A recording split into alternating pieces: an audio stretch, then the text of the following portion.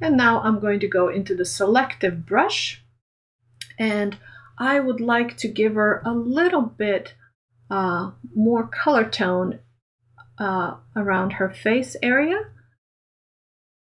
And I'm going to take the brush tool. I'm going to make my brush much smaller. I'm using my brush options. I'm going to have a little bit of a softer brush. I'm going to keep my auto mask turned on because her hair is so dark. I'll be able to select her very quickly with the auto mask turned on, and I will use the 100% flow.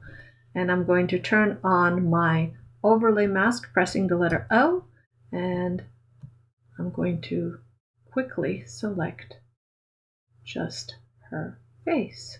You see, I can work with a very large brush. Why? Because I have my auto mask turned on. And if it overlapped a little bit, that's okay, because I'll be able to erase in just a minute, and I need to include her hand. And I'm going to take a slightly smaller brush using my bracket keys. Take a smaller brush. Again, auto mask is turned on, so I can be pretty sloppy how I paint because it's not going to spill over for the most part. Might spill over a little bit, and if it does, I'm going to hold my Option Alt key and I will erase from where I spilled over. Right there. And just underneath her chin. So I'm using the Option Alt key and I can just erase. There we go. So now her lovely face is selected, and now I can adjust just the highlights area. So I'll make her a little bit, just slightly darker right there.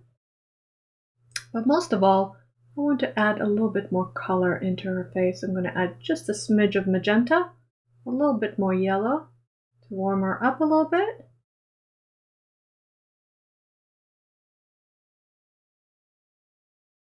And we're going to try and change the hue. So we don't want to go purple, we don't want to go green. We're going to use a much smaller increment, so we're going to turn on the Use Fine adjustment and just make her a little bit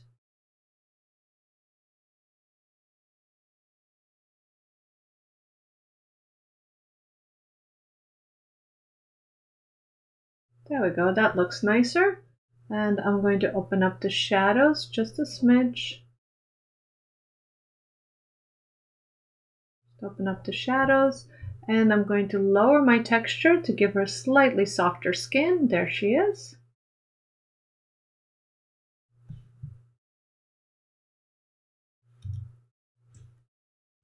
And I don't like to see these dots, so I'm going to make sure my show pins is set to auto, and it is. So once I move out of the picture, this is her before, and let's see what the brush did. Before and after. So I gave her a little bit more skin tones. She was a little too yellow green, and then she needed a little bit more red in there. So that looks lovely. And I'm going to just darken her exposure just a smidge, just to create a little bit more drama. There, I think that looks lovely. And I'm going to choose Done. And that's looking pretty good.